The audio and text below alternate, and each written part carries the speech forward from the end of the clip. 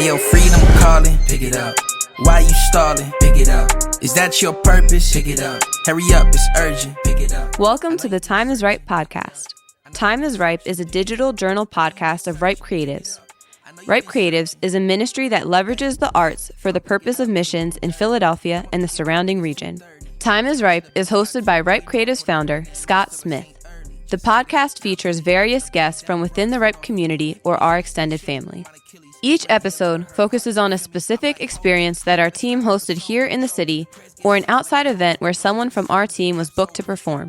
We hope you enjoy today's episode. Sleeping, you probably in a coma. Try to make a hit, I made a homer. Christ gave blood, he a donor. Remove the weight from the shoulders. Hold up. Ayo, freedom. What's up, fam? Welcome back to the Time is Ripe podcast. My name is Scott Smith, and I am your host. Ladies and gentlemen, it's been a while since we have released an episode. It's actually been a couple of months. And the reason for that is because of this particular episode. We couldn't skip it.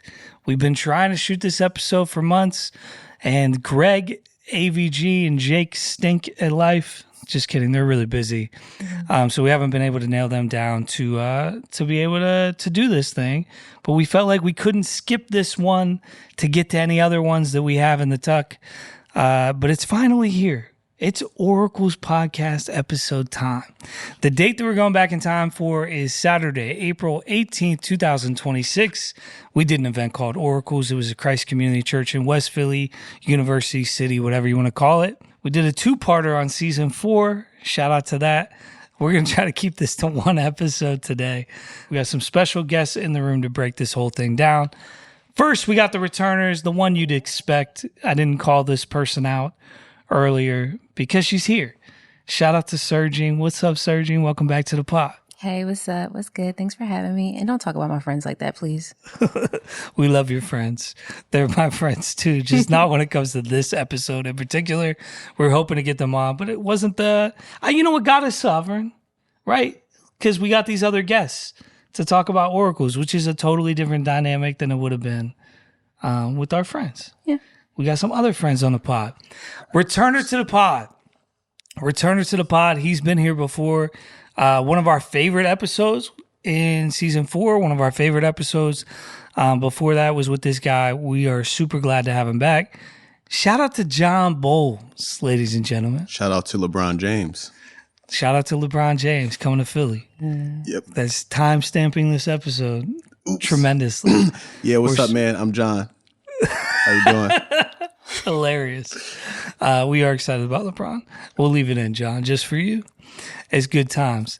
John was on an episode about Creative's Peer in season 4, one of our favorite episodes, just getting deep, talking about stuff, being super vulnerable about life and all that good stuff. Glad to have his voice back on this episode. We'll get to why he's on this episode in a second. And then lastly, our final guest. We were going to have Jared on here. Jared's not here. Jared is handling the computer. Shout out to Jared. We love you, Jared. But our final guest on the episode, first time on the pod, his name has been mentioned on at least a few different occasions. We talked about this guy on the Cali trip episode. We talked about him on the DTL episode. I think we've even talked about him on some other ones because he's meant so much to us, but he's in Philly. He hails from California, Stockton to be exact. Brandon Leake is on the pod, ladies and gentlemen. Whoop, whoop. How you What's doing? happening, everybody? It's good to have you, Brandon. We're super excited. Brandon, you're a first-time guest. I could introduce you and give you a whole bunch of accolades that are not even close to the reality because they're more than even I know. But for our audience, pretend like they don't know who you are. They probably do. But if they don't, who are you? Give a little intro of yourself. It's something we ask all first-time guests to do. Hello, everybody. My name is Brandon Leake. As mentioned, hail from Stockton, California. Most notably known for winning season 15 of America's Got Talent as the first and only poet to ever win the show. I am now not the only poet to be on the show, which is amazing. But much larger than that, adopted child of God, have had the privilege and honor of being able to serve as a spokesperson for the gospel in places where most folks just wouldn't get it. And so been privileged to travel the world and share these words and have people actually care enough to listen. You are a beast, man. Father of 3 and husband to 1. Amen. Hoping to keep that to husband of 1 for the rest of the life. That's the goal, man. One wife. Hallelujah. Shout out to you, Brandon. Your family's amazing. Had a chance to meet them in Cali with Sergine. We got to go out to your amazing show, Inspired Voices, at the theater. We talked about it a lot on this podcast, on that episode. But you have meant so much to us. You've been an inspiration to us. But thanks for being on the podcast. Brandon was the feature at Oracle's 2026. So he was the closing feature, like the artist that we gave the most amount of time to on stage, got to do his thing. Sergine, obviously, is a ripe poet. So she was a part of Oracle's. Jared, who's not on the podcast, but he's doing all the other stuff. Shout out to him. He was the production lead for Oracle's. And then Jon, your avenue into Oracle's was kind of interesting because we opened the show with hip hop.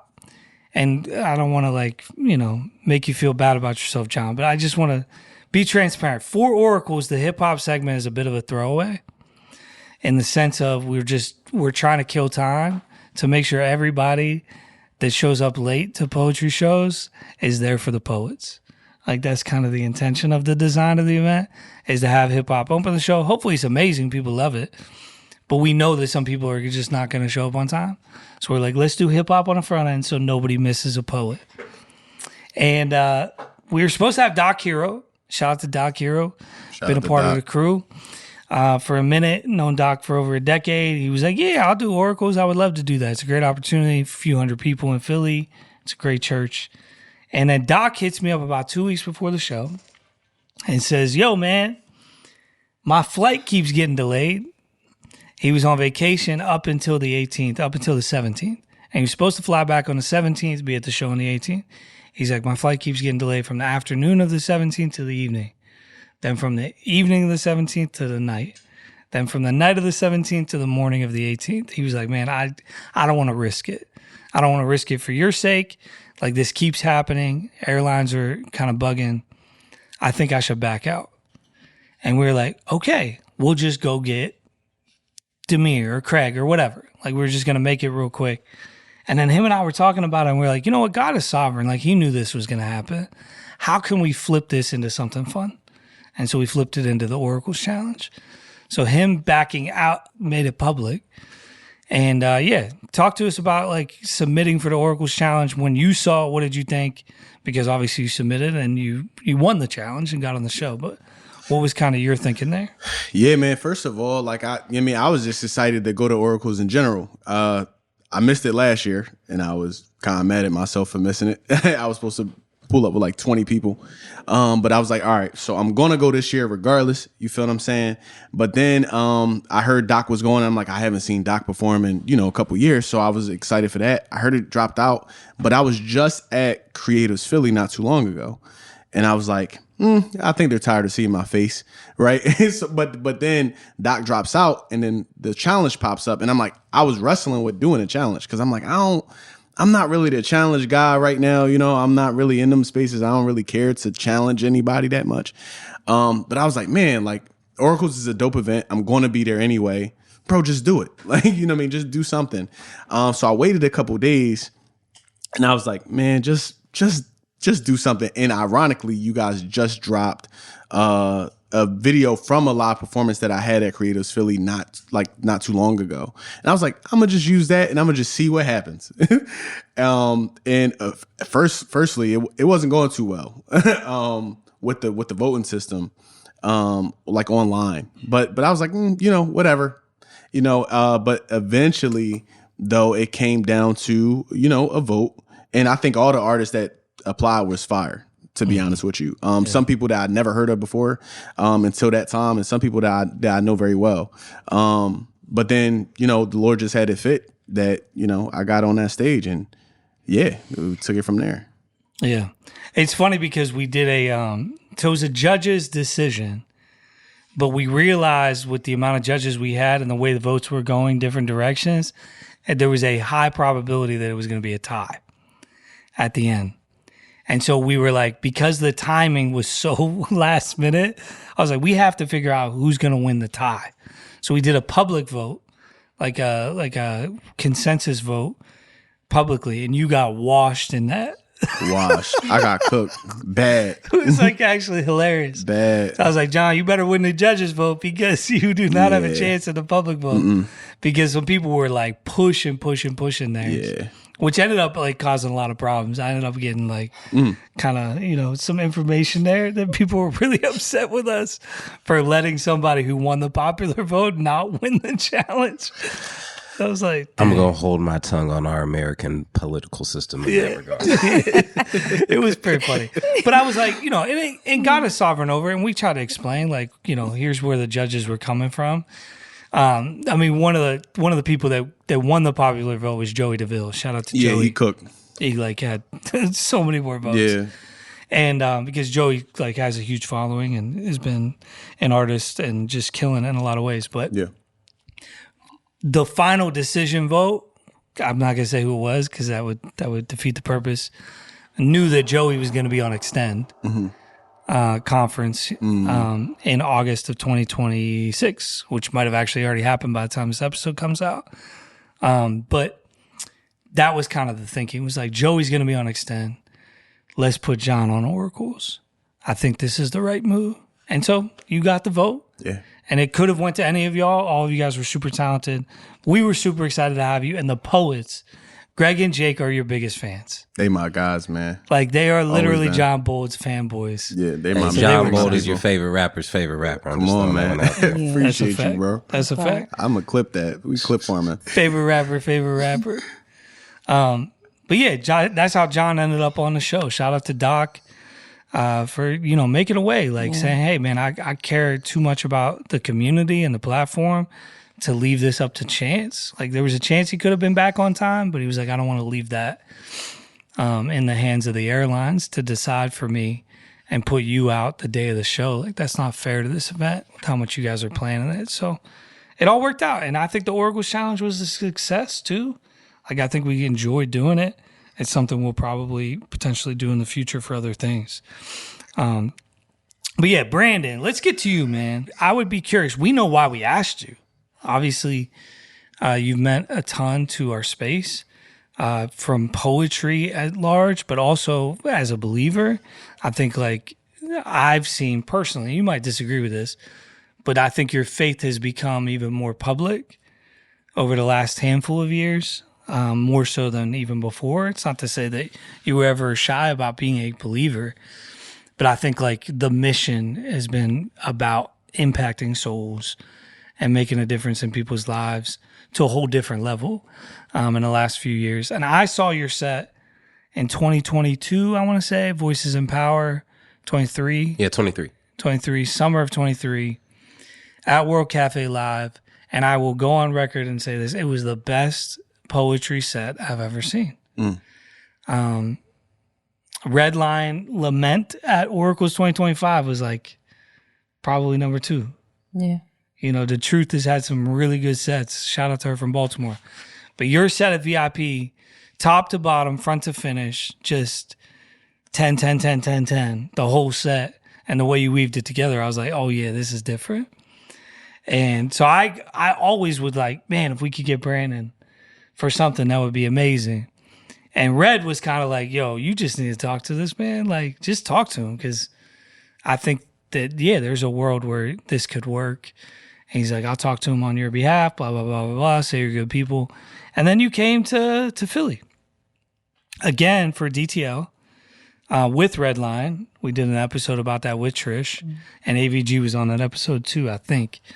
And we got to actually kind of connect a little bit more, talk a little bit more, hang out, poet to poet, friend to friend, human to human, dad to dad, all that good stuff. What was your side of, you got the invitation from us, but why did you say yes, I guess, is probably our question.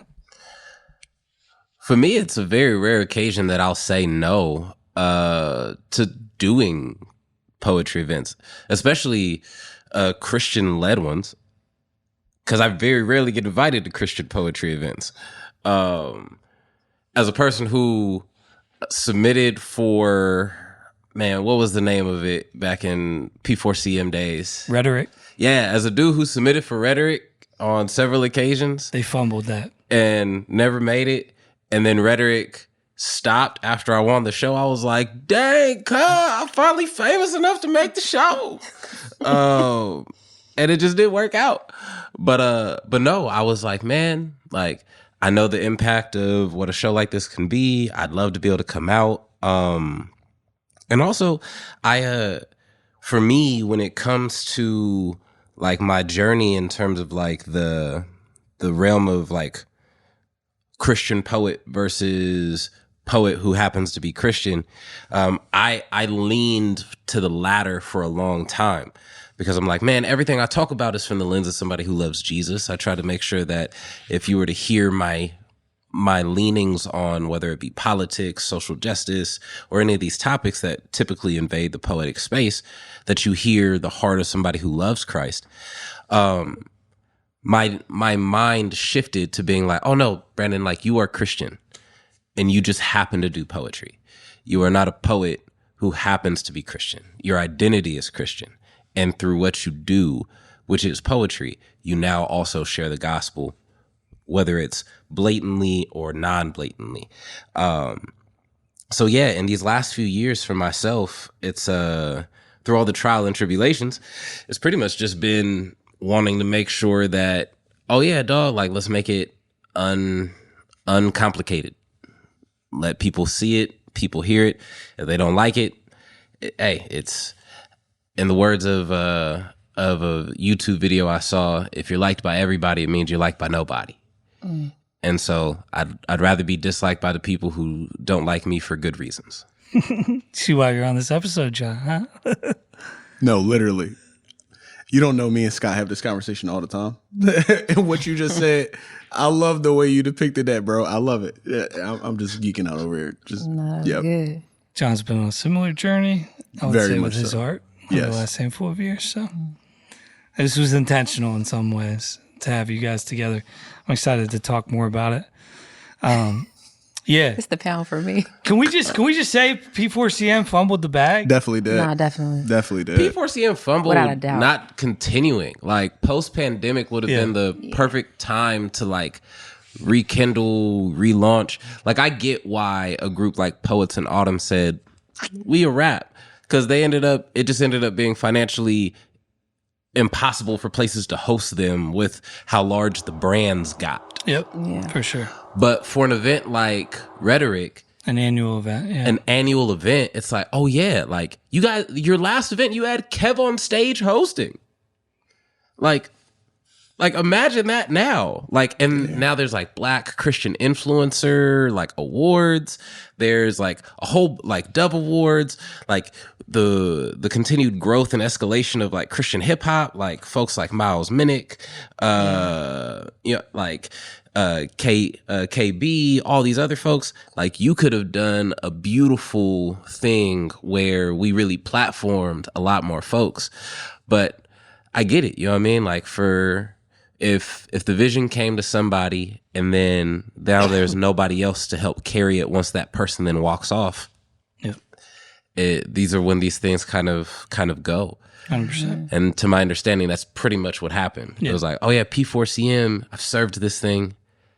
I'm tired, and now I'm gonna trust that whoever else wants to pick it up will pick it up. And then there was just nobody to pick it up. I mean, I will say this: Oracles is a direct bite of Rhetoric. We would not have started Oracles had Rhetoric still existed, but that was the gap we felt. We felt like, man, all right, Poets in Autumn isn't really running anymore. Their last show, I think was in Atlanta, but the second to last show was in Philly. They started the tour in Philly, canceled the rest of the tour except for Atlanta. We watched the death of Poets in Autumn. Now, they had 2,000 people at their show in Philly, but it was a free event and they weren't selling the tickets that they needed to be able to sustain the road. So we watched that. We were a part of True Voice. I was a part of True Voices anyway. Proclaim, biggest showcase on the East Coast. Rhetoric, even stuff like Flavorfest used to do some poetry stuff. Legacy Conference used to have a slam. They stopped doing those things. And the big question was like, what is the mecca for Christian poetry it's like it doesn't exist.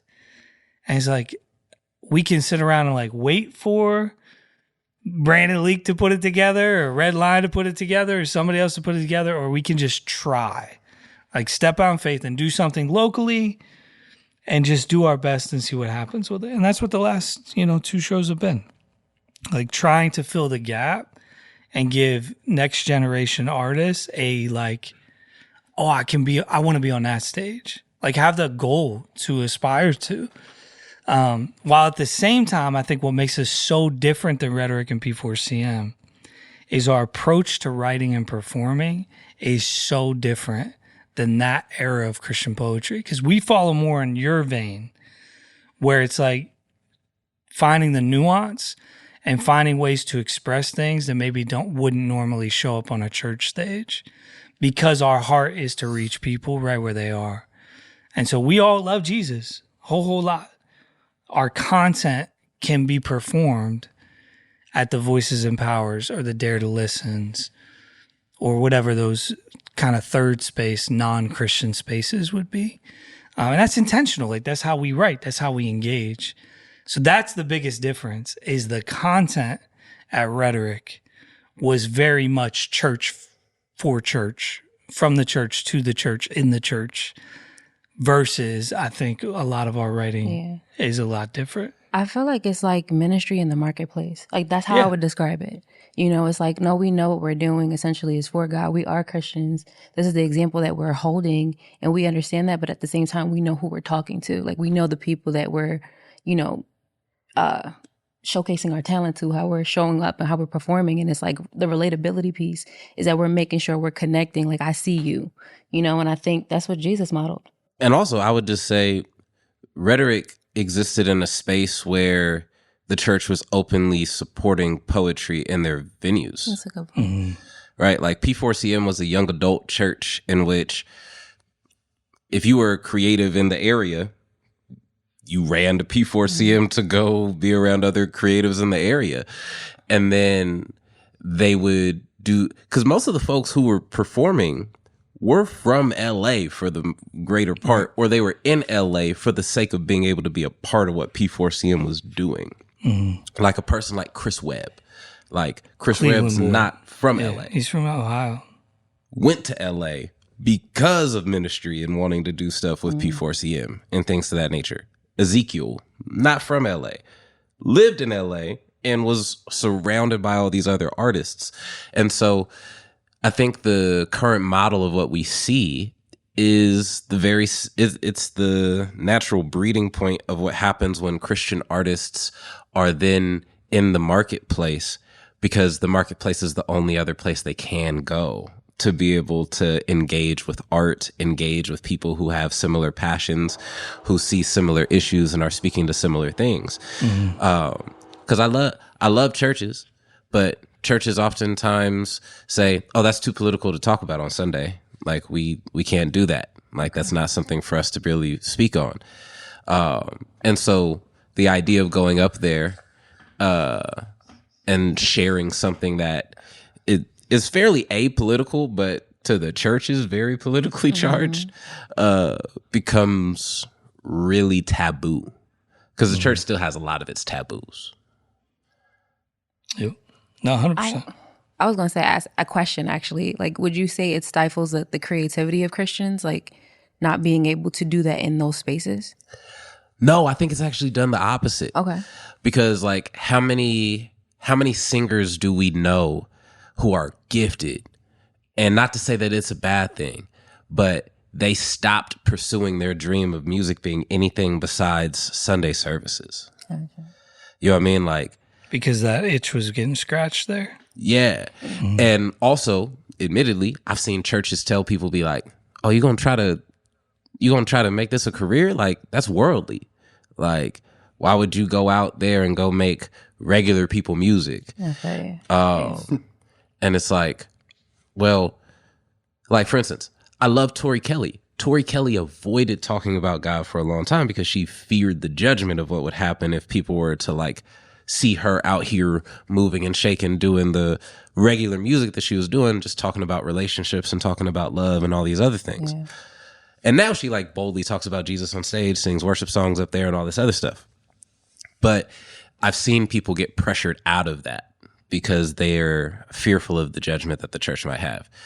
And I've also seen the exact opposite. I've seen poets get scared to death of sharing poems about Jesus in secular platforms because they're like, this is not the flavor of the week.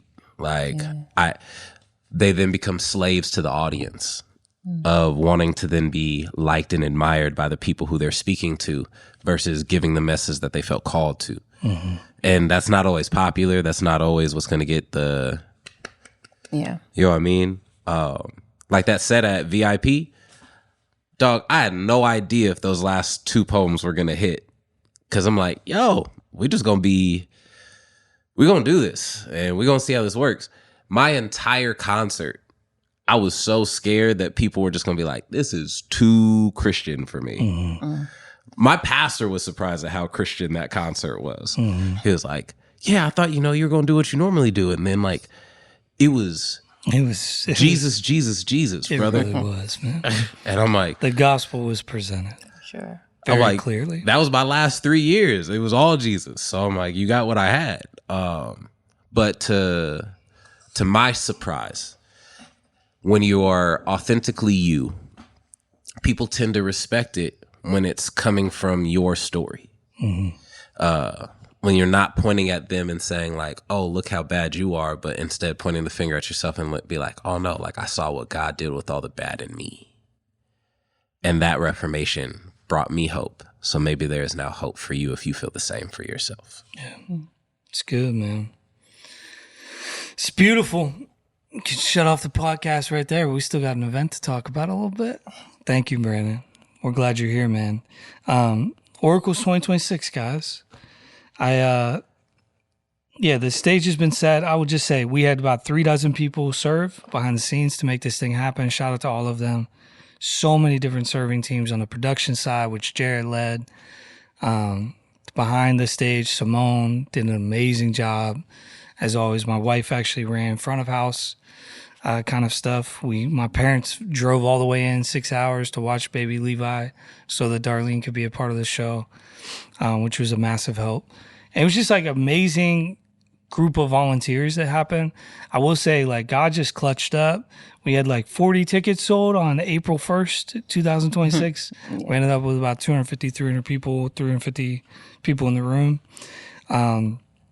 Some groups showed up last minute to kind of fill out some seats, which really helped. Shout out to the Philly Project for bringing like 85 people, which I think was a huge blessing. And we also had sponsors this year, a couple of sponsors. Did not cover the full scale of the event for sure, but it still helped. LeBron's going to cover the next. Yeah, LeBron's going to be the next sponsor. Shout out to you, Bron. But Eastern University, shout out to them. Christ Community Church itself, where we hosted the event, shout out to them. Philadelphia Gospel Movement, Philly Project, and Extend Conference, Mark and Juana Navales. So shout out to all the sponsors that helped us do it. Day of event, April 18th, it's Saturday. Obviously, we had a lot of work to do, but I just want to give a little bit of space, especially for you, Serge, Brandon, John. You were just kind of getting set up with sound check, but for the poets, we did something very, very different this year. I was going to have Jared talk about this if you've been on the episode, but we did a rehearsal instead of a sound check, because we realized the sound check wasn't really sound check last year because everybody's like, testing 1, 2, not really running their poems the way that they should. So he couldn't actually get levels. He's like, this is a waste of time. We need to actually have them like do a rehearsal. So we switched that model, and then we took an hour out of the day and went to get lunch. I don't know if you guys remember that. I do. Of course. But I would be curious, like just pre-show, whether it's the rehearsal aspect, lunch, you were in sound check during our lunch, John, and then coming back like prayer meeting, just anything pre-show day of, if there's anything worth pulling out, and then we'll get to the actual night of. Definitely. Could it? Yeah. Naturally. All right. Yeah. The elephant in the room is naturally, like we talked about before, and what Brandon was kind of talking about before as well. For the longest time, I wasn't doing Christian events. You know what I mean? Like at all. I wasn't invited. Being invited back out to Christian events and different things like that. It's you'll see like some of the regular stuff. You know what I mean? Like, pray before a set time, whatever the case may be. What I thought was crazy and what like made me like, man, this is where I want to be type. After you guys got back from eating and all that other stuff, he said, yo, we're going to take I forgot what it was. It's like 45 minutes to like an hour to go pray, like over like the whole sanctuary. And I'm like, wait, what? Like, you know what I mean? Like I haven't seen this in other spaces where I was at, you know what I mean? Like ever. I don't think I've ever seen that. So I'm like, dang, like, wait, so this is a poetry show, but naturally you guys did the sound check. Y'all ran what y'all had to run. But it's like, it's not about the poetry. Wait, it's kind of confusing because in a lot of other spaces, it's about just the art, just the art. You know what I mean? And if my art don't get to you, nothing can, right? Even if you're a believer, it's like, if my art don't get you, nothing can. But you guys, as well as like everybody who's volunteering, praying over the seats, praying over the people that was going to come, asking for God to soften their heart. I thought that was very different than a lot of events I've been at, and it intrigued me, and it always stayed with me. So that's one thing for me. I would say, so in comparison to the first one to the second one, we did the run through, but I think this time around where everybody had to like literally like go through their pieces, I felt like I had a chance to really appreciate their craft in a different way outside of the audience. So I got to hear and I got to listen a lot differently than I probably would after show. So when that you're nervous, getting ready for your own so set, that felt good to at least be able to like take in what they were doing and just to appreciate them for what they do. And some of them I wasn't as familiar with as far as their craft. So it was like, okay, that was a dope experience. And then I do like the fact that we took the time to sit and like fellowship. Like we ate with each other. We broke bread. We talked. Obviously we talked about poetry, but we talked about so many different things and we got to know the person. And that to me, I felt like was more significant because most of the time I've been in like Christian spaces, been to events and, it's like, okay, this is what we're doing. This is a plan. But we didn't take the time to really get to know each other. Like, what's going on? Like, how's life going? How are you? And just being able to sit at the table and just like kind of have those heart to heart moments. I felt like you could just see everybody's posture and just like, no, we're excited to be here. We're excited for what God's going to do with this event, and how he's going to use it. And that just felt really sincere to me. Yeah, I don't really have a lot to add. They both spoke to the things that kind of resonated with me. I'm very used to the breaking bread happening after, which still happened. But like the pre thing just kind of being all right, everybody's getting their mind straight to go be great on stage and go execute. Yeah. The thing that really sticks out to me is more during the show. Yeah. So. Oh, good. Yeah, I appreciate you guys pulling out the things that you did. We try to be intentional with the way that we plan that day. And all of it is about setting the kind of the atmosphere and the culture and the heart of it. But getting into the actual night, Jon Bolds, you opened up. Yeah, bro. Did a couple records. Yeah. Got the people jumping. Yeah, man. How'd that feel? It was fire. It was different performing for people who didn't really want to hear you. People want to hear you. Not didn't want to hear me, but you're here for poetry. You know what I mean? And it was humbling, bro. Like humbling in a good way, where it's like, bro, ain't nobody here to see you. You know what I mean? So do what you got to do. Warm up the crowd, bro. Like, and engage with whatever message that the Lord gave you. But at the same point in time, bro, you're not the main attraction. So do your 10, get out. Like don't belabor anything. But the way that the crowd was just there, you know what I mean? And in certain points in times you could see, I always love the fact that in a poetry crowd, obviously I came from the poetry scene as well with True Voices and everything like that.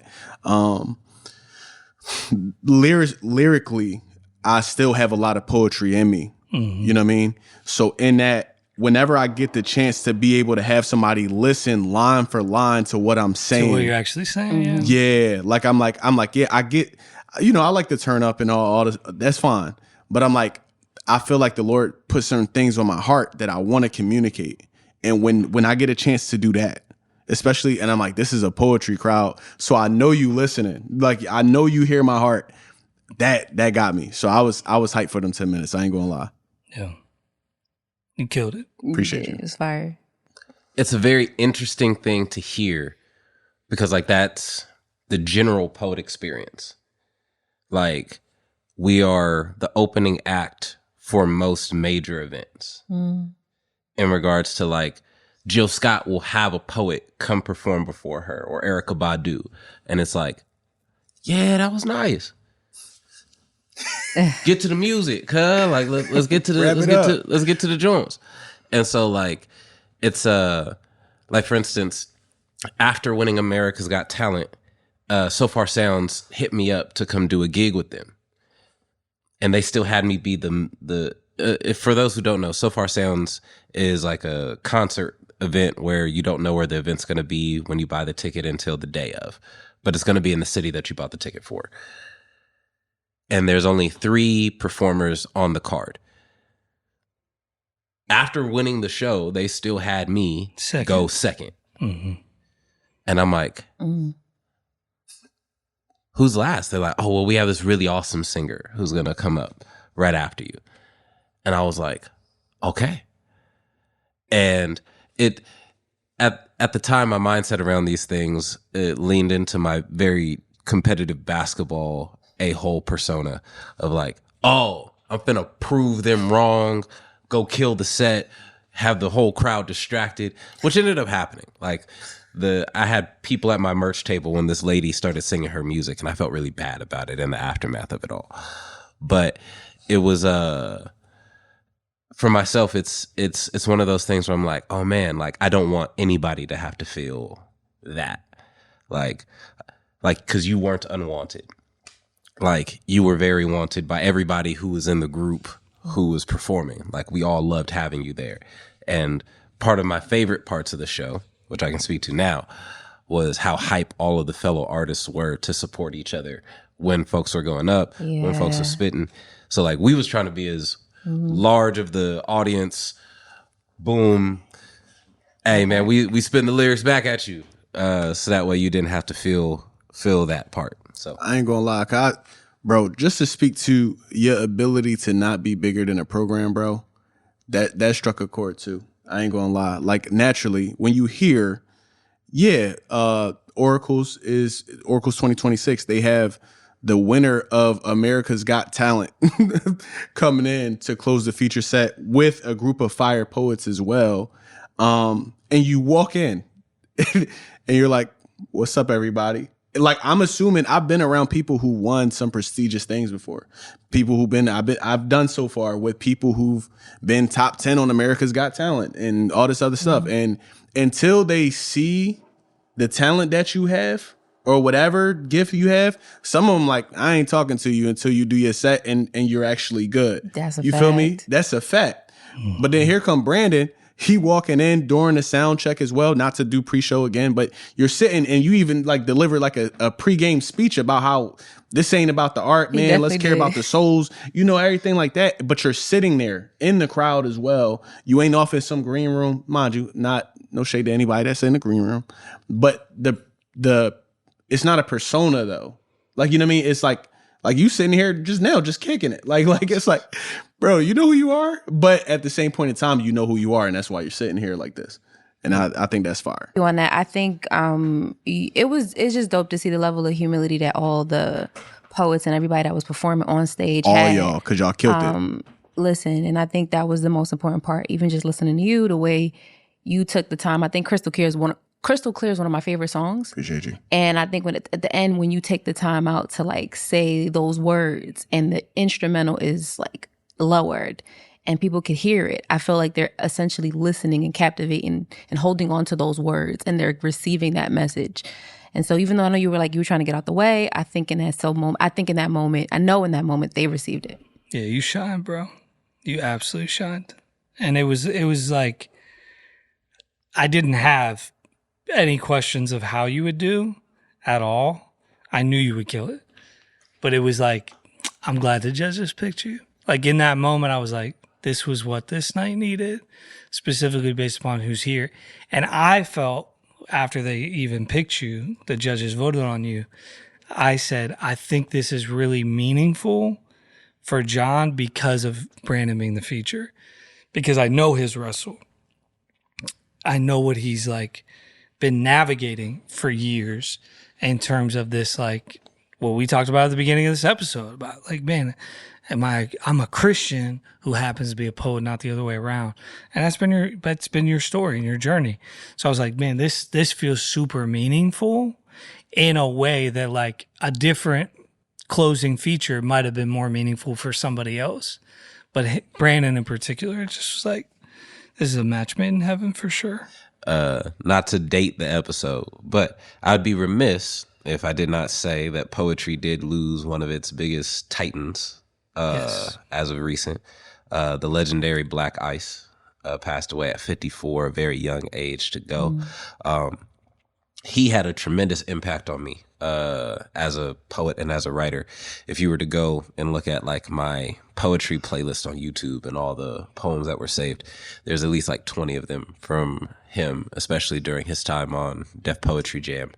And poetry will miss a beloved icon in Black Ice, who is from Philly, who did a lot for Philly and genuinely loved this craft. So shout out and rest in heaven, Black Ice. Pray that the family as well.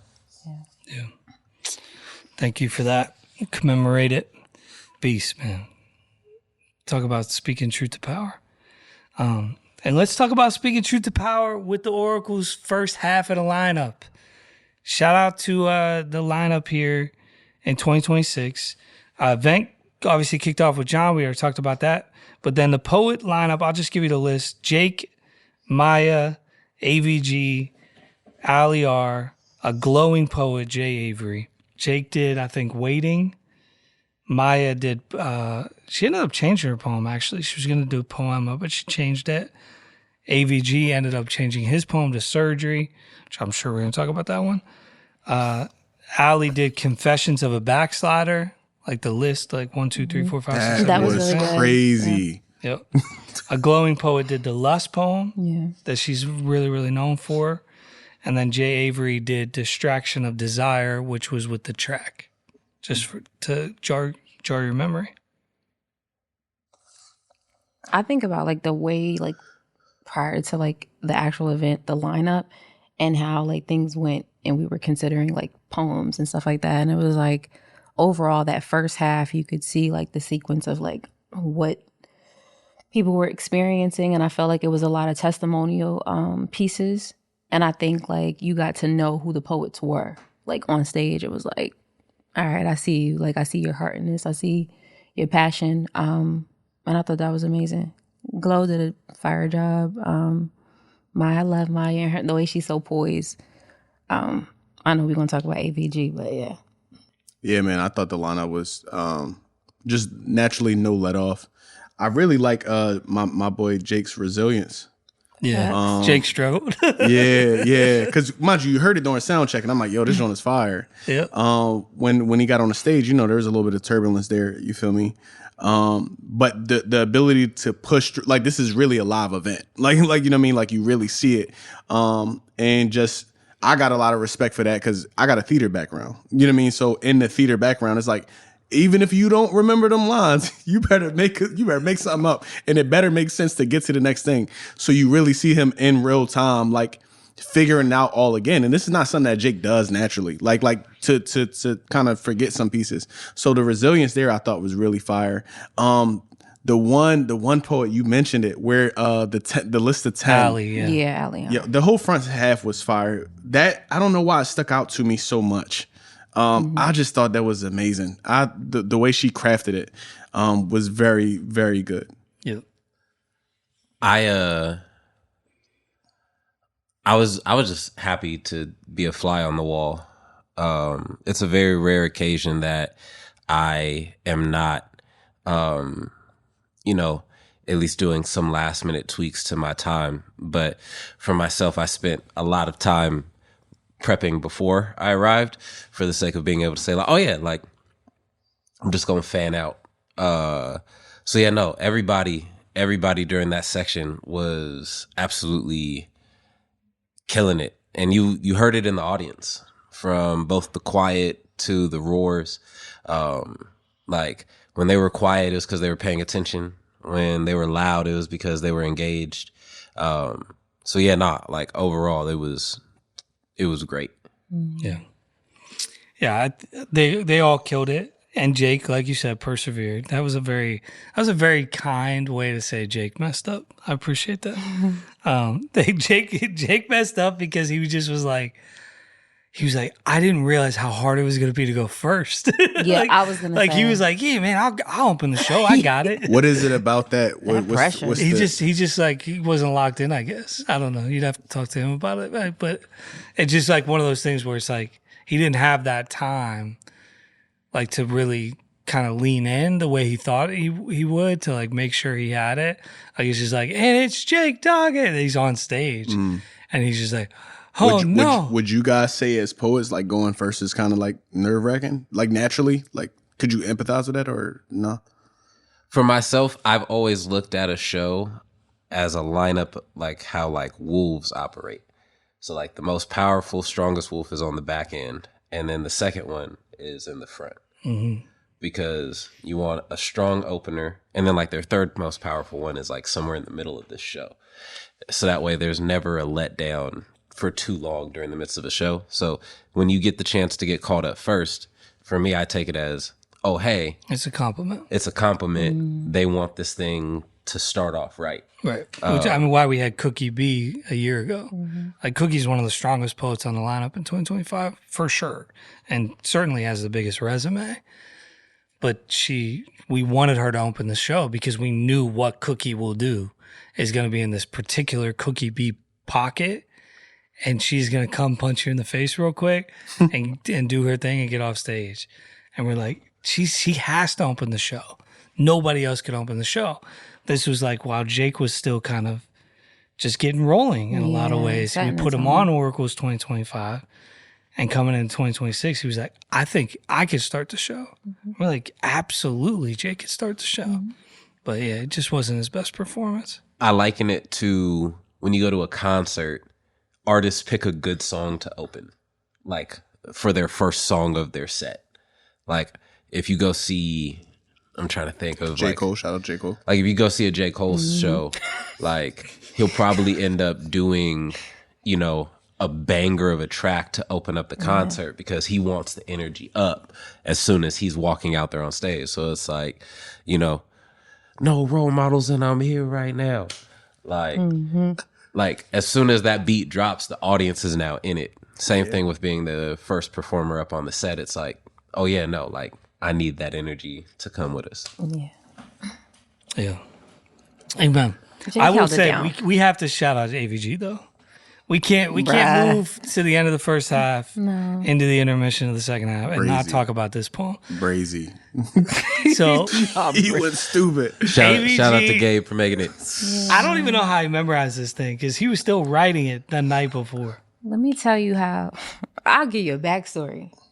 Because remember, he was like, yeah, I'm going to do this poem. We like, why are you doing that? Everybody knows that one. Organs. He was going to do organs, like, And then I asked him. What are you talking about? I said, bro, like, why are you doing this? He's like, nah, I think it's safe. I said, you playing right now. Right? And then he like, nah, whatever. So then he sends me that piece. Then he puts it in the chat too. And I'm like, bro, if you don't get this together and lock in, I was like, I'm going to have a whole attitude the rest of like oracles. He was like, nah, you think? I said, stop playing. Like, stop playing. Like, when I read it, like, he was like, any critique? I said, what am I supposed to say to you? It's you.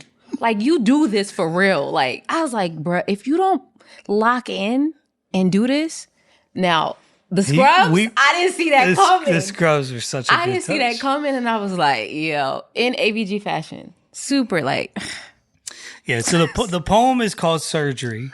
And mind you, I'm not kidding. He was writing, we were going back and forth with words for probably 2-3 weeks straight, like different renditions. What do you think about this version versus this version? I like this part of this, but maybe this part of this. Like back and forth for weeks, like all the way up until basically the show, the day of the show. But the heart of it was like, to be a poet is to be a surgeon. Like that's kind of the syncopated line that he keeps coming back to and saying again and again. And so this idea of like using all this terminology and language and imagery of surgery and what a surgeon has to do to bring healing to the body, that's what a poet is. And it's like a fire concept. Really well written, like 10 out of 10 from a writing. He performed it so well. Seamless. Like literally perfect. And it's funny because after the show, I've heard him try to do it again in other spaces. He can't do it. He messes up every time. I think it's the adrenaline. Because he wrote 35 different versions of it. So like there's all this scrambling. Like the fact that it came out perfect, I cannot wait for this video to drop. Is just, it felt like, man, this is the Holy Spirit through him, guiding him to just have this like perfection moment in the first half of the show. I thought it was a highlight for sure. No, without a doubt. It was like he and I have talked about it on on a couple occasions since. And I'm like, bro, like persona might be a really beautiful thing for you to embody as you do more of this work. Like being able to find these characters. Because if anybody knows anything about me, like what happens between poems is really important to me just as much as the poems are. And so I'm like, bro, like you could make a whole show around a character who does something like this and then build it out to like this whole 20-minute set. And so I hope that he takes it and continues to build off of it and figures out a way to develop the character of that person to then take it as far as it possibly can go. Shout out to you, ABG. Take some notes here, buddy. Cole. At the end of the first set, not poet. She could have been a poet, but she sang, Leah Wren. Yeah. We had Leah Wren do a little mini acoustic set. I will be honest, I did not get to experience much of Leah's set personally because I was getting everything set up for intermission out in the hallway and like working with the team. So I don't know how it went, but I know Leah. So I assume it went amazing. Cook. How did it go? It went amazing. She came out the same way she always comes out. Where she awkwardly like takes time to plugging in her guitar. Things. I'm not going to engage the crowd, so I'm ready to sing. Give me my chair. It's a bit, bro. Yeah. I swear it's a bit. It gotta be at this point, bro. Cause she every single time she'll just like walk, all like just like it's like almost like it's her first time on stage. Almost every time, and it's like hilarious. And then she sings, and then you hear, and then around the corner. It lit up the whole. Was everybody singing it? We all singing it, bro. We were. Awesome. It was amazing. I mean, Leah is like Leah. She's like one-on-one. I call her a songbird because it's like the way she sings is just captivating. And it's like literally, I don't know. I get the feeling I'm out in nature. Like I don't know what it is about the way she sings, but Leah is just Leah. Like she kind of moves to beat her own drum, and I feel like it's so authentic. And I feel like she has a way of like, there's so many, I don't want to say covert messages, but like if you listen to her songs and you listen to the lyrics of it, she really low-key is a poet. But she like really knows how to engage the crowd. And like I was in my bag singing every time she like goes in. So shout out to her. I love Leah. Leah's my favorite. Yeah, I was similar to you, setting up like merch table and all this other stuff during the midst of the preparing for intermission. So I only got the chance to hear part of it, but gorgeous singing. Round the corner. She's amazing. Yeah, that's how I go. Yeah. Go ahead, sir. Go ahead. So, Leah, we love you. And she had a really busy month in April, like doing her creatives feature at the Creatives Pier on my birthday because I got to pick the feature. Because it was my birthday, so I picked Leah, and then also doing oracles, a couple weeks later. She's amazing. Leah's like everywhere. She also, for those who are listening, she has a mental health like songwriting therapy workshop that she has designed from front to finish that is unbelievable. And like universities like the University of Pennsylvania, and others around the city are like starting to book her to do that because she's just bar none at it. Like her ability to write a song in a session, I mean, she does a live stream every Tuesday called it's the Late Night Tea and Tuesdays. And she writes a song from a tea bag, like one of those little write-ups from a tea bag. She'll write a song from that on live stream every week, just in front of the world, like showing people how amazing she is. I'm stealing that. I'm doing it for poems. I don't drink tea, so we're not going to be doing no tea bags, but I'm definitely hopping on the stream and I'm making poems once a week. We're going to do this.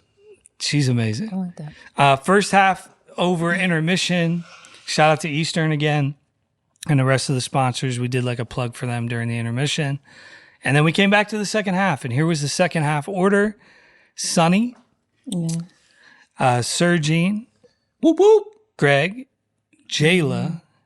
Jada. Jayla. Into Brandon's set. So let's take Brandon's out of that. They all did great. I want to know how Sergine Sergine felt about her poem. Yeah.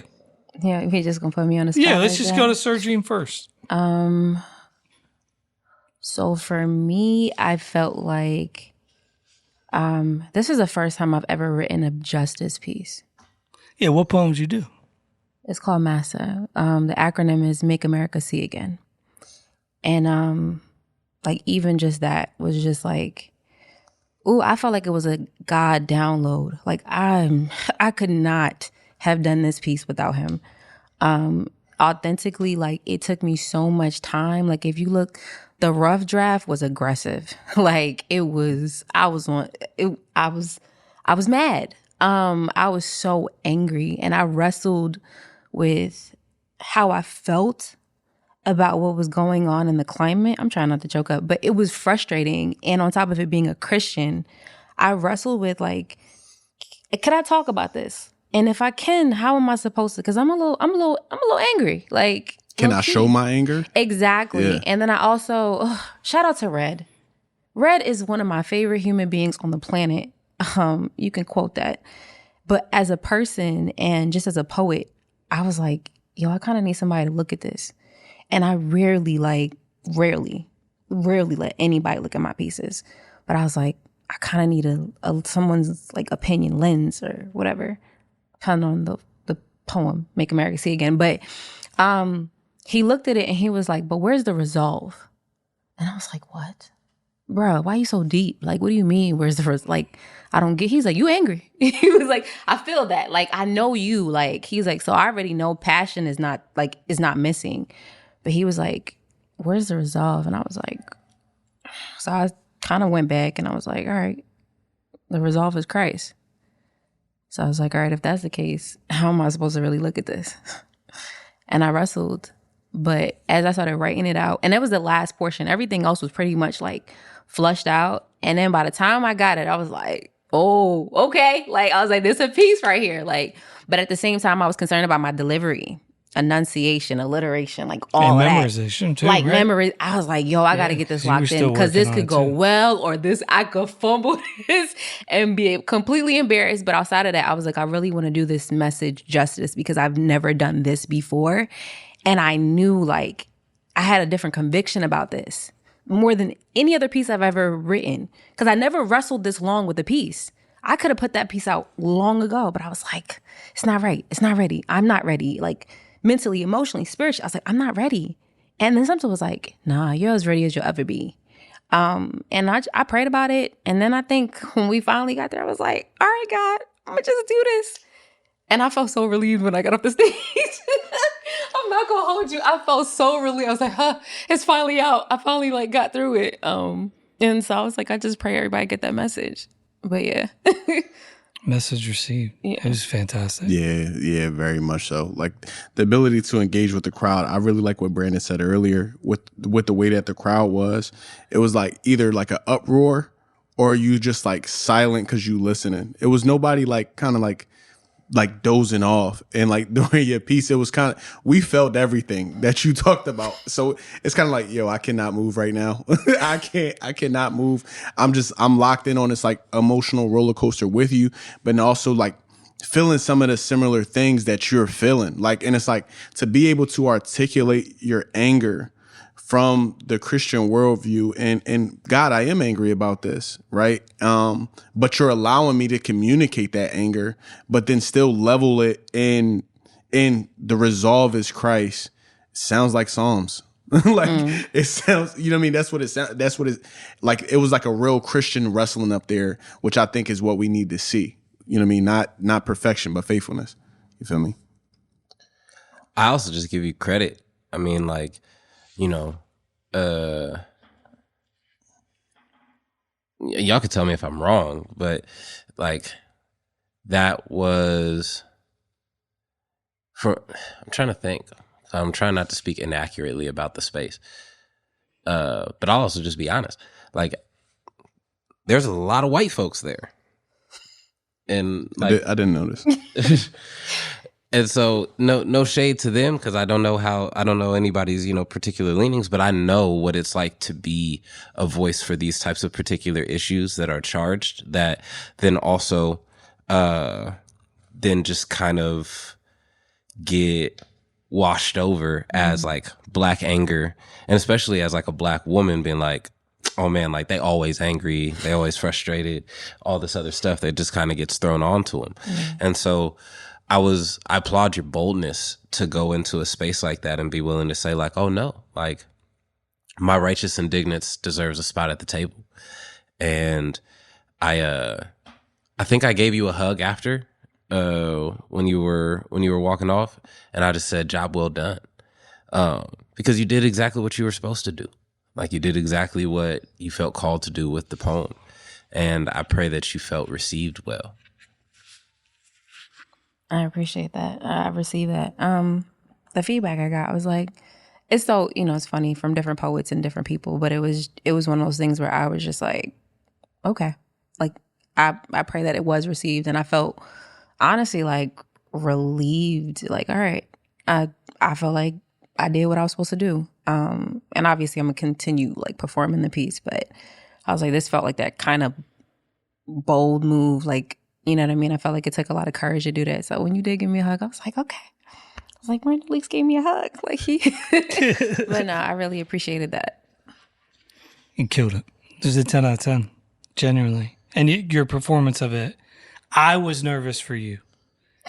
I was genuinely, because of the memorization aspect of it, because it was a brand new piece. I mean, it was a brand spanking new.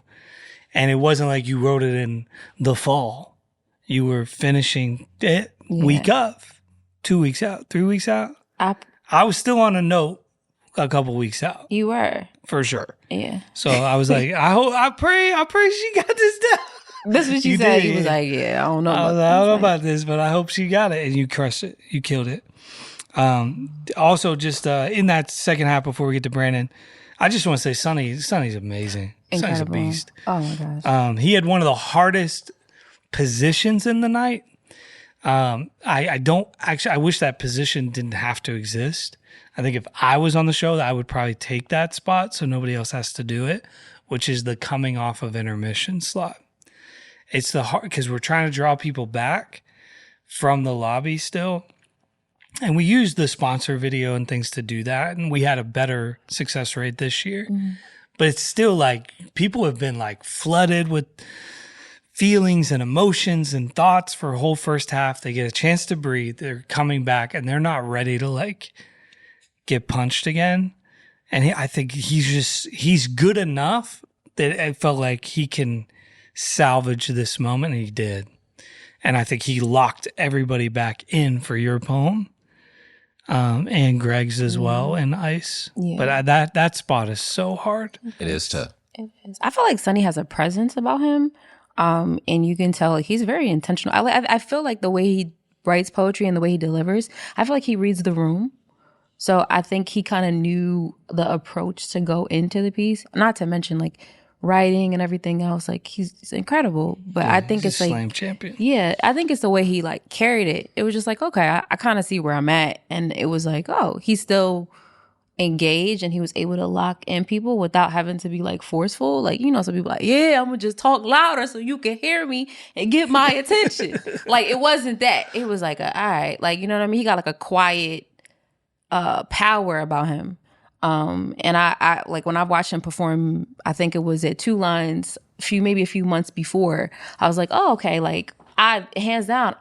Remember what I said? I was like, yeah, he should be on. I was like, he should be on the lineup. And then it was like, yeah, he is on the lineup. I was like, is that him? She was like, yo, why don't we have him on Oracles? I was like, yo, dog, are you serious? Already done. I was like, he's on the flyer. He didn't look like the flyer. I think that's why. And like, it didn't connect. He was like, yeah. I was like, what? I was like, Sergine, he's been on the flyer for 6 months. She's like, that's him? That's Sonny? My bad, I Sonny. was cracking up. I also want to shout out Jada. Yes. Oh my God. Yes. Yeah, she cooked. Oh. Jada did an amazing job. And for such a soft-spoken person, very, very gentle soul and spirit. We were at the blank on the family's house that you had to stay at. Shout out to them. Parents. Yes. Shout out to Simone's folks. Yeah, I got the chance to kick it with Jada quite a bit, and she's such a sweetheart. And then goes up there and completely rips it. And then she was so nervous. She was like, "Oh my gosh, like, do you think people liked it? Do you think people enjoyed it?" I'm like, Jada, just go walk out. And then when she walked out and people were like, "Great job." Yeah. I'm like, that's all you got to do at the end of it all. I'm like, once your poems are done and you're like, oh man, did people like it? And then when you walk out and then you see everybody look back at you like, yes. And she changed her poem. She did. She had a totally different poem scheduled. And she changed it to a lot more vulnerable testimonial piece. She was in a vulnerable place because I went to go visit her that weekend and we had time to talk. We had lunch. We went to the mall. She was handing out flyers. I mean, I love her heart. Like, she was like, you got to come out to Oracles. Have you heard of Oracles? Like, I mean, she had a stack of flyers. Like, I got to get people to come out. And she was like, can we go to the mall? I wish she would move to Philly, man. Man, she's amazing. So we hung out and stuff and we kind of did a run through in the car with her piece. And she was like, I think I want to do this one. I was like, follow what you're like, you know what I mean? Like, follow that inner knowing that you know, like, do that piece. I'm so glad she did. It was amazing. Yeah.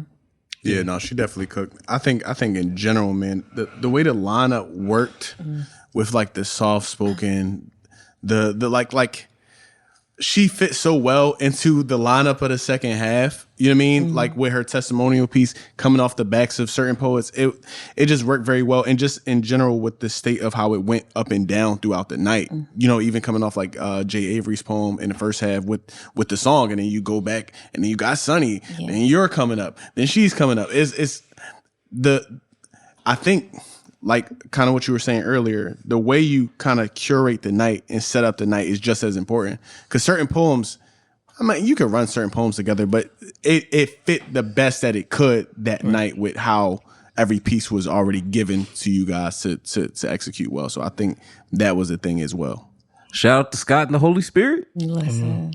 Oh, it's a team game. We do it together. Yeah. We really think through it and try to like make sure it makes sense. Yeah, AG like, what's the theme and like, what's the first line of the poem? Like, he gets really into it. Yeah, we talk about it for hours and hours and hours, like over the course of a couple of weeks, like thinking it through. I mean, because a big part of it is like, okay, what's the most challenging poem? And it was like, okay, maybe Ice, Massa. How do we get to these poems? That's super and get smart. out of these poems to you, to Brandon. So right? run Like straight into Ice and Massa. Like the ability for you guys to read the room, like you said earlier, but like, yo, you pulling on a lot of emotional heartstrings. Like you're pulling on a lot of like mental states, like spiritual states. You don't know who in that room. Like a lot of us are believers, but to varying degrees, right, of submission, or some people just not believers in general. So it's like, so now you got to open that up. Like, so again, the surgeon piece in the first half, you know, you can't then leading into Ice and Massa and Jada's testimonial piece. You mean like you gotta get there. You can't, please don't slap me in the face with Ice at the beginning. Right, you can't do that poem first. No, it's fire. I love that poem. It's a great poem, but I mean, you could, but it would change the total dynamic of the show. It's jarring. It's very like, whoa, you know what I mean? Yeah, y'all did a great job letting it flow. Appreciate y'all. Shout out to Jayla as well. Jayla always a beast. 10 out of 10 every time she steps on stage. We love you, Jayla. But let's get to Brandon real quick, and then we'll talk about the impact and all that stuff. But Brandon, you're set. How'd it feel closing feature, man? I had a really fun time. It's the only performance I've done since my concert. Since Inspired Voices, is that true? Well, we did Breakaway together. Oh yeah, technically in March. It was more of a message, but you also performed. Yeah, but it was like my first like curated set since that. Yes. And so for myself, it was one of those things where I was like, oh man, like what message am I supposed to be sharing? Like, how am I supposed to be going into this? What do I want to do? Do I include some of this new work? Do I not include some of this new work? How will people respond if there's music involved with me performing as well? And the real piece I had with it kind of came the morning of, where I was sitting down and I just thought to myself, I'm like, man, I don't think I could go wrong if God gave me these. So I'm like, cool. I'm going to just kind of go where God leads. And so I only knew the first poem and the last poem when I walked on stage. Mm-hmm. I kind of let the rest of it just flow where I felt the Holy Spirit was kind of leading. So I knew I was going to do I've Got. I knew that was also going to be a task, because I'm like, I don't know how these people are going to respond to me, running around and telling people to like, stand up and engage and do all this stuff. Shout out to my man. But then when I went into Doubt's Parade, I knew that people were going to settle down with me because that's what they expected from the entirety of the show. The poem about pornography addiction was a crowd choice from me, like flipping through the pages and then having somebody say stop. So I didn't know what poem was going to come up from that. It's crazy, because that might have been the poem. I think it was, without a doubt. And then closing out with a poem like Shine and being able to perform. For me, I think the biggest challenge that a poem has is its universal appeal. And so I think that people struggle thinking that joy is an intimate feeling. And so I really wanted my set to challenge people to really feel joy outside of just the normal dissonance that they feel when they come to these types of things. And so, yeah, I would say, is it probably the greatest set I've ever done? No, but it was one that I felt was purposeful. I literally did not understand that piece in the middle was happenstance, was randomized, because that feels like the sovereignty of the Lord, because it felt like that theme, lust, sexual addiction, freedom from it, was a big theme of the night. Mm-hmm. Like from, I think, even going all the way back to Allie touched on it, Glow went into it a lot, Jay went into it a lot, Jada went into it a lot, which was right before your set. Like, the fact that you're telling me that was randomized, flipping through the pages, is insane to me, because that felt like, holy crap, the Holy Spirit is... Because nobody knows what each other's poems are. That's the other thing. We don't... Like, the 5 poets in Right that are on the lineup do know each other's, but the other poets don't even know what each other's kind of touching on. And, yeah, that's crazy to me, that was a flip. Like, that could have been... bottles and bottles and bottles, right? Yep. That could have been anything. And it was that. Yes. That's freaky to me. That's freaky to me. I feel like your set had a culmination of different parts of the night. Even when you went into joy, like you talked about purpose. Like that was Jayla's, point in her piece. Exactly, right. Even just the intricacy of what you were doing, it could easily piggyback off of what AVG was talking about, like being a surgeon, a poet, and just the intricacies, I can say that word, of all of that. And I feel like from beginning to end, like you were very authentic, very genuine. And you made sure that that message came across, that it was about Christ. But here are the things and the culminations of what I've experienced. And it was literally a piece of pretty much every poet in some way.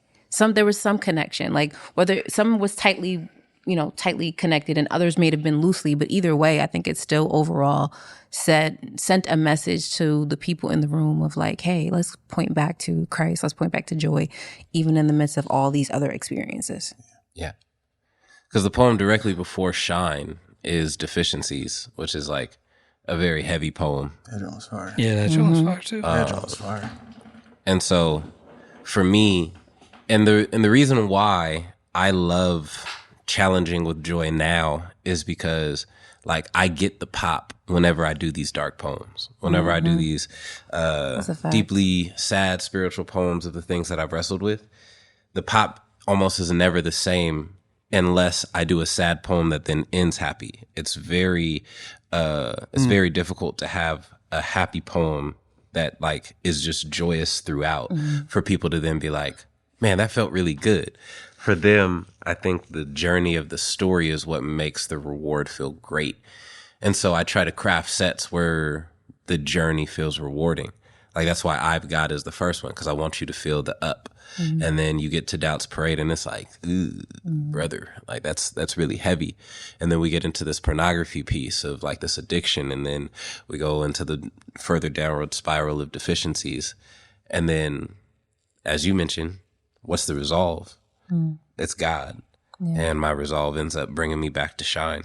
And so, yeah, that was the hope. And so I was happy with the result.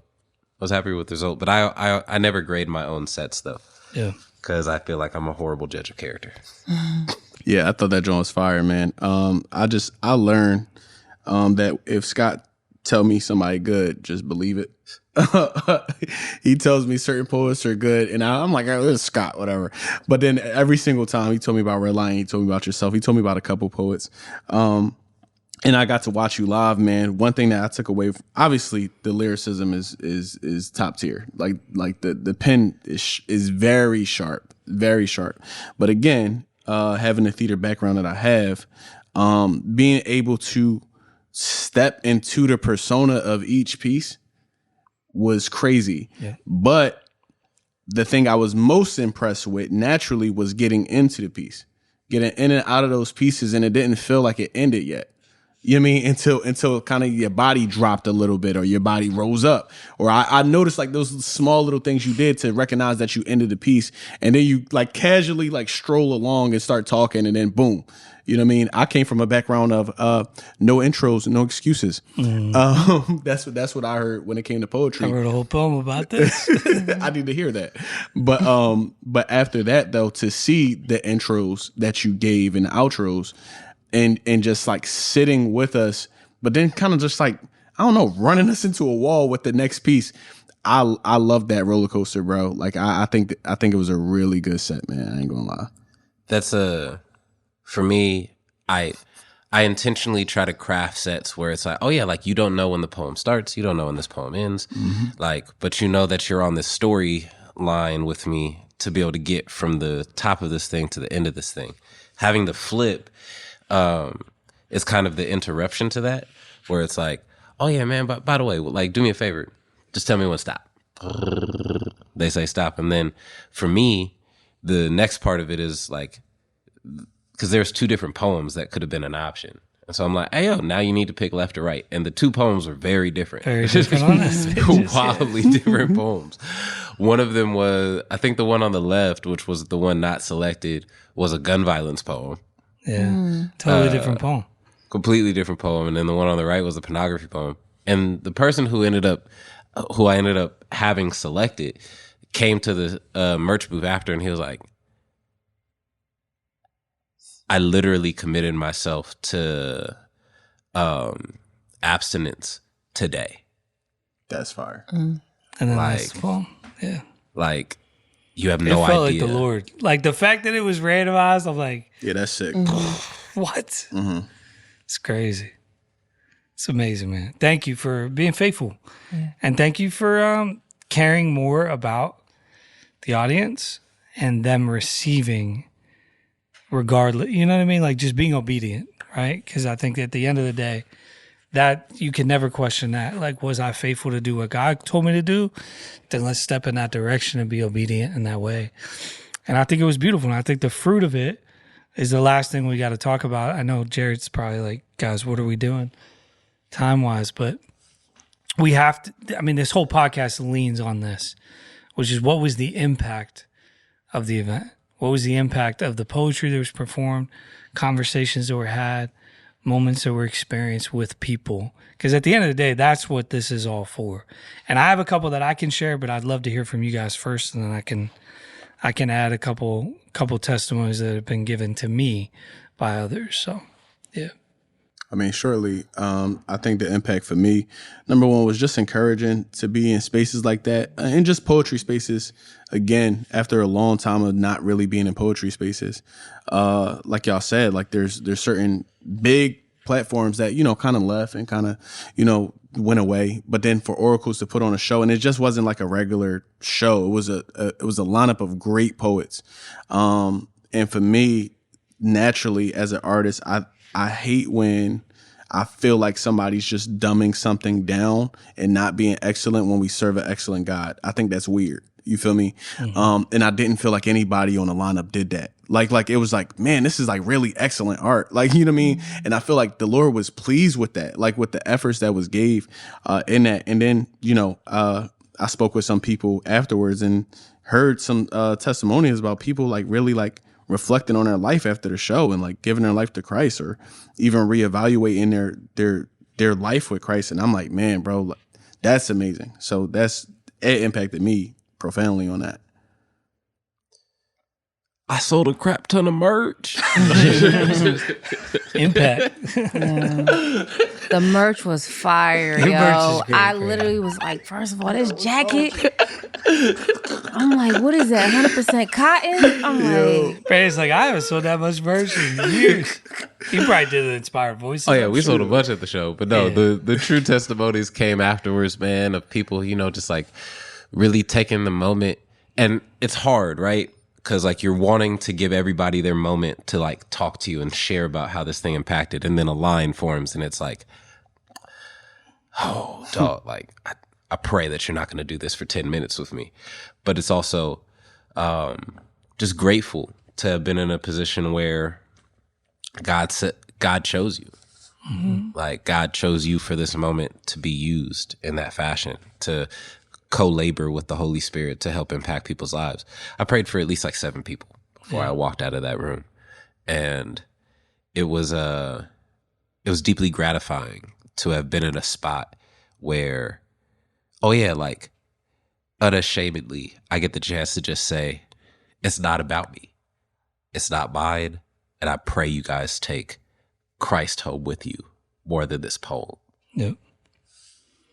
that's good. That's amazing. I know from my end, I've had a special vantage point of this, right? Where I get to see the impact it makes on poets. And I think that's like probably one of my favorite things. I love the impact it makes on the people who just purchased a ticket or were given a ticket or whatever, came to the show. And at the altar call, like we do worship at the end of the event. And we're not like, and here's the altar call. We definitely are doing this. We leave it open. Like, does this make sense? Are we going to do it? It's a game time decision if we're going to open up the altar or not. And we kind of felt like, yeah, like there's enough things that God has been doing all night that some people probably need prayer. We open it up. People come forward. Like, it's not a show. It's not like, and this is the time where we do this for a spectacle. It's like, do people need prayer in this room or not? We sense that they do. Let's open up the altar. That's beautiful.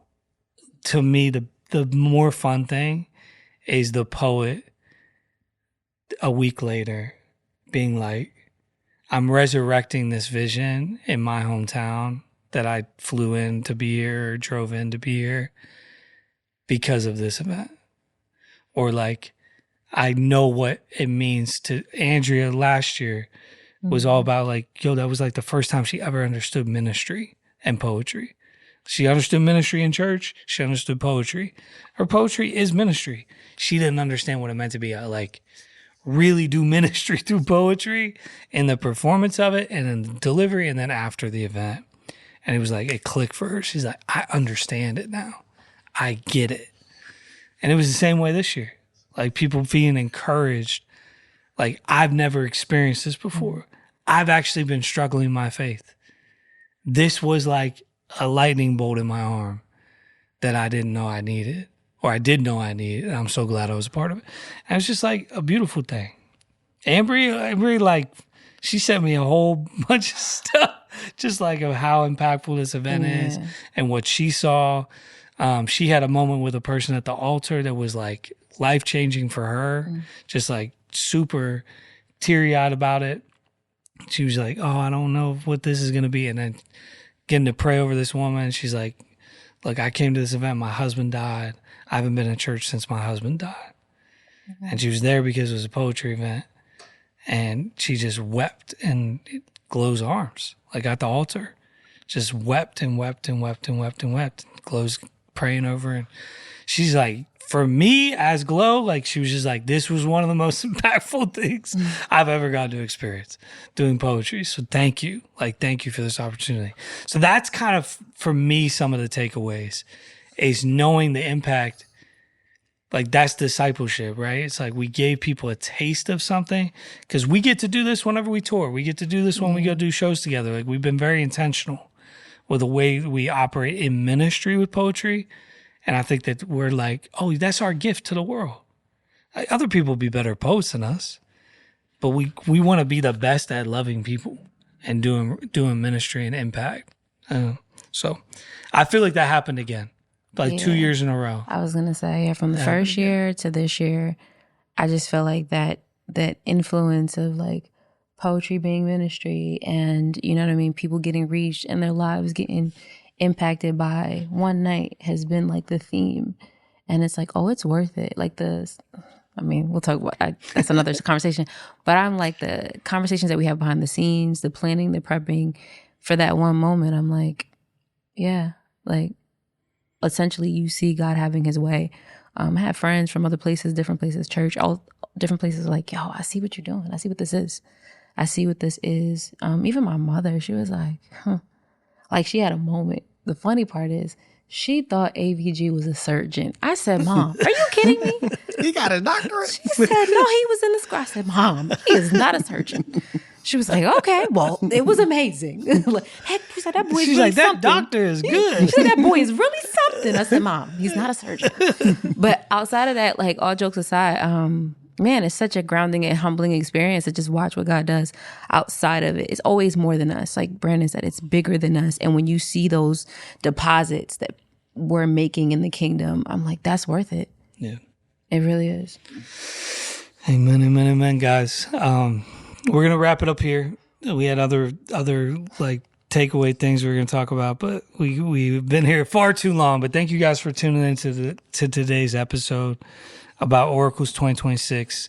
At the end of the day, guys, this only happens because of our partners, people who give resources, sown to ripe every month or every year, to give us the resources to go do events like this. Like events like this are not a break-even venture. Even with tons of help and tons of people like meeting us and helping make it happen, we still don't make money on these shows.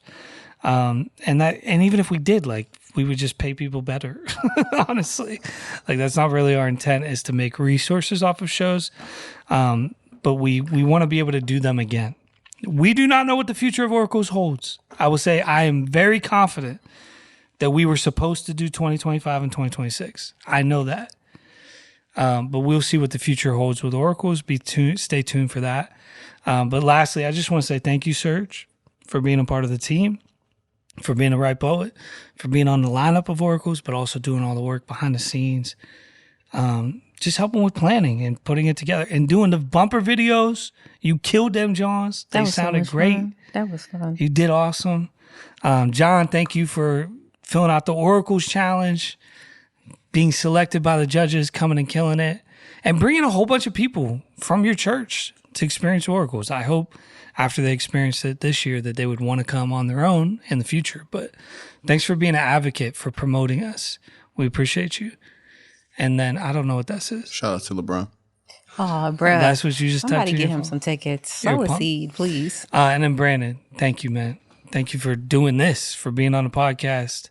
Any final thoughts from any of you guys before we officially sign off? Appreciate y'all. If it comes back next year, I will sponsor your feature. Well, I We'll will. talk about it. I will financially sponsor your feature for next year, which won't be me. Just so everybody is abundantly clear, and we're not doubling back. gonna pay yourself. Yeah, he said, I'll come for free. I'm like, Cash but, out to Brandon Leake from Brandon Leake. but no, I will gladly sponsor whomever you may choose for next year if you end up doing it again next year. So You're a good man. To be We'll talk continued. about it. I mean, yeah. I mean, I probably have to say yes, but I'm not going to say yes on air. But we'll talk about it. Thank you. That's very kind. Incredibly generous. This guy's very, very generous. Shout out to the merch that was sold, because that probably has something to do with it. He gave me a free shirt. That's how I know he got it. He I did got real two well. free shirts actually. He gave me a coat, bro. I got the Did he? You jacket. got the jacket? I got the jacket. Dang. I got the He jacket. likes you more. You wearing it or Yeah. Okay. I'm wearing it to Oracles. Okay. If we do it again, it's what I'm going to wear. you should? Any other final thoughts, though, before genuinely? Now, I mean, just shout out to the eyes on it. I think a lot of people that didn't even get a chance to come with your intentionality, bro, of listening to Redline and hitting Brandon up.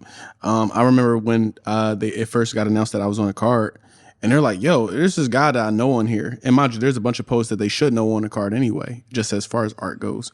But you allowing Brandon Leake name to be on there, they're like, yo, that's the guy from America's Got Talent. I'm like, yeah. So then in their mind, it went from I don't know what they thought the show was going to be, like just not professional, just a random show that they thought, to like, wait, this is actually a show that you should be attending. And it's like, for those who missed out, man, it was a great time, top to bottom. You feel me? And that's just the intentionality behind things is really good. Yeah. I agree. Scott, man, bro. The Brandon Leake effect. We appreciate you, man. Thank you guys so much for tuning in. Thank you for listening to this episode. Please jump on our website, repcreatives.com. Check us out. Consider becoming a partner with what we do so we can do more of it. Until that time, until next time, stay ripe, y'all. Ayo, freedom calling. Pick it up. Why you stalling? You can learn more about Ripe Creatives and support our ministry by visiting our website, ripecreatives.com. To never miss a future episode, you can join our community text line by texting Time is Ripe to 215-273-3540. Time is Ripe is produced, recorded, edited, and released by Top Mott Productions. We hope you enjoyed today's episode. I know you've been searching. Pick it up. I know you've been searching.